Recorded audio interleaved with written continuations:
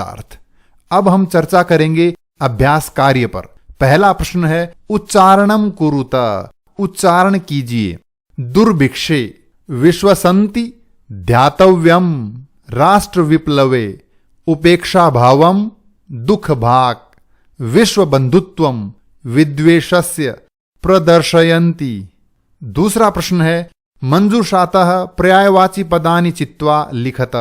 नीचे दी गई इस पेटिका से पर्यायवाची शब्द चुनकर लिखिए। पहला है स्वकीयम, आत्मानम अर्थात अपना।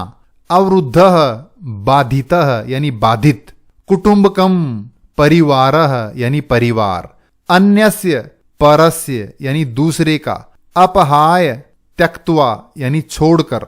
समृद्धम, संपन्नम यानी संपन्न। कष्टम, दुखम यानी दुख। निखिले, संपूर्णे यानी संपूर्ण। तीसरा प्रश्न है रेखांकित पदानि संशोध्य लिखत। नीचे दिए गए इन रेखांकित शब्दों को शुद्ध करके लिखिए। छात्राः क्रीडा क्षेत्रे कंदुकात क्रीडन्ति। छात्र क्रीडा क्षेत्रे यानी मैदान में कंदुकात गेंद से क्रीडन्ति खेल रहे हैं। यहां कंदुकात शब्द में पंचमी विभक्ति है यानी अपादान कारक। इसका अर्थ है गेंद से अलग होना, जबकि वो गेंद से अलग नहीं हो रहे, गेंद को साधन के रूप में काम में ले रहे हैं। अर्थात जिस चीज से, जिस वस्तु से हम अपना कार्य कर रहे हों उसमें तृतीया विभक्ति होगी और शुद्ध वाक्य बनेगा छात्राः क्रीडा क्षेत्रे कंदुकेन क्रीडन्ति। छात्र मैदान में गेंद से खेल रहे हैं। ते बालिकाः मधुरम गायन्ति। बालिकाः ये स्त्रीलिंग बहुवचन है। यहां ते के स्थान पर तत् शब्द का स्त्रीलिंग में बहुवचन रूप लिखना होगा और वो होगा ताहा और वाक्य बनेगा ताहा बालिकाः मधुरम गायन्ति। वे सब बालिकाएं मधुर गा रही हैं। अहम पुस्तकालयेन पुस्तकानि आनयामि। मैं पुस्तकालय द्वारा पुस्तकें ला रहा हूं। यहां पुस्तकालयेन ये तृतीया विभक्ति है, जबकि किताबें पुस्तकालय से अलग हो रही हैं तो पुस्तकालय में पंचमी विभक्ति होगी यानी अपादान कारक होगा और वाक्य बनेगा अहम पुस्तकालयात पुस्तकानि आनयामि। मैं पुस्तकालय से यानी लाइब्रेरी से पुस्तकें ला रहा हूं। त्वम किम नाम। त्वम यानी तुम। किम नाम क्या नाम है। तुम क्या नाम है। ये वाक्य अशुद्ध है। सही वाक्य होगा तव किम नाम, तुम्हारा नाम क्या है। गुरुम नमः, गुरु को नमन। ध्यान रहे नमः शब्द के योग में चतुर्थी विभक्ति का प्रयोग होता है, अतः हमें गुरु शब्द की चतुर्थी विभक्ति का रूप लिखना होगा और वो है गुरवे नमः। गुरु के लिए नमन अर्थात गुरु को नमस्कार। चौथा प्रश्न है मंजूषातः विलोम पदानि चित्वा लिखत। इस पेटिका से विलोम शब्द चुनकर लिखिए। शत्रुतायाः यानी शत्रुता का। मित्रतायाः यानी मित्रता का अर्थात दोस्ती का। पुरा यानी पहले। अधुना यानी इस समय। मानवाः यानी मानव। दानवाः यानी दानव अर्थात राक्षस। उदार चरिता नाम, विशाल हृदय वालों का। लघुचेतसाम, छोटे हृदय वालों का। सुखिनः सुखी, दुखिनः दुखी। अपहाय छोड़कर, ग्रहीत्वा ग्रहण करके अर्थात लेकर। पांचवा प्रश्न है अधोलिखित पदानाम लिंगम विभक्तिम वचनम च लिखत। नीचे दिए गए इन पदों के लिंग, विभक्ति और वचन लिखिए।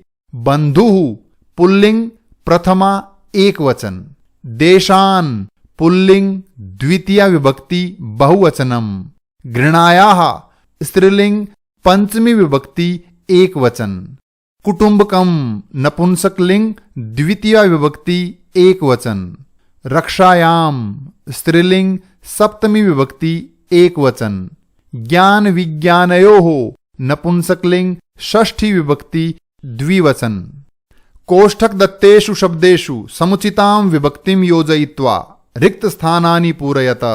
कोष्ठक में दिए हुए इन शब्दों में उचित विभक्ति का प्रयोग करते हुए रिक्त स्थानों की पूर्ति कीजिए। उदाहरण है पहला विद्यालयम उभयतः वृक्षाः सन्ति, विद्यालय के दोनों ओर पेड़ हैं। ध्यान दें, उभयतः शब्द के साथ जो शब्द आएगा उसमें द्वितीय विभक्ति का प्रयोग होगा। जैसे यहां विद्यालय शब्द में द्वितीय विभक्ति का प्रयोग हुआ है, इसी तरह से कृष्ण शब्द में भी द्वितीय विभक्ति का प्रयोग होगा और हमारा वाक्य बनेगा कृष्णम उभयतः गोपालिकाः, कृष्ण के दोनों ओर गोपियां हैं। ग्रामम परितः गोचारण भूमि ही, गांव के चारों ओर गोचारण भूमि है, अर्थात गायों के चरने के लिए भूमि है। ध्यान रहे, परितः शब्द के योग में भी द्वितीय विभक्ति का प्रयोग होता है, तो ग्राम शब्द में द्वितीय विभक्ति का प्रयोग हुआ, उसी तरह से मंदिर में भी द्वितीय विभक्ति होगी और वाक्य बनेगा मंदिरम परितः भक्ताः, मंदिर के चारों ओर भक्त हैं। सूर्याय नमः, सूर्य को नमस्कार। ध्यान रहे, नमः के योग में चतुर्थी विभक्ति का प्रयोग होता है। आपने बहुत से ऐसे शब्द सुने होंगे जैसे शिवाय नमः, गणेशाय नमः, सूर्याय नमः, तो ये शब्द चतुर्थी विभक्ति के उदाहरण हैं। इसी तरह से हमें गुरु शब्द में चतुर्थी विभक्ति का प्रयोग करना है, तो वाक्य बनेगा गुरवे नमः, गुरु को नमस्कार। वृक्षस्य उपरि खगाः, पेड़ के ऊपर पक्षी हैं। इसी तरह से अश्व शब्द में षष्ठी विभक्ति का प्रयोग करना है, तो हमारा वाक्य बनेगा अश्वस्य उपरि सैनिकः, घोड़े के ऊपर सैनिक है। अगला प्रश्न है कोष्ठकात् समुचितम पदम चित्वा रिक्त स्थानानि पूरयत, कोष्ठक में से सही शब्द चुनकर रिक्त स्थान भरिए। पहला है नमः। अभी हम लोग चर्चा कर रहे थे कि नमः के साथ चतुर्थी विभक्ति का प्रयोग होगा, तो इन दोनों में से चतुर्थी का उदाहरण है हरये। हमारा वाक्य बनेगा हरये नमः, अर्थात हरि को नमस्कार। परितः कृषि क्षेत्राणि सन्ति, चारों ओर खेत हैं। अभी हम चर्चा कर रहे थे परितः के योग में द्वितीय विभक्ति, तो सही शब्द होगा ग्रामम। फिर से शब्द है नमः, तो नमः के योग में चतुर्थी विभक्ति, और अंबा शब्द स्त्रीलिंग है, इसका चतुर्थी विभक्ति का रूप बनेगा अंबायै, और हमारा वाक्य बनेगा अंबायै नमः, यानी अंबा को नमस्कार।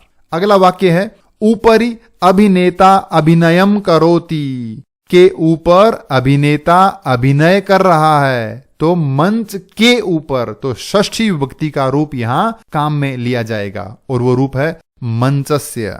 अगला वाक्य है उभयतः पुत्रौ स्तः, दोनों ओर पुत्र हैं। उभयतः शब्द के साथ जो शब्द होगा उसमें द्वितीय विभक्ति, और पितृ शब्द का द्वितीय में बनेगा पितरम, और हमारा वाक्य होगा पितरम उभयतः पुत्र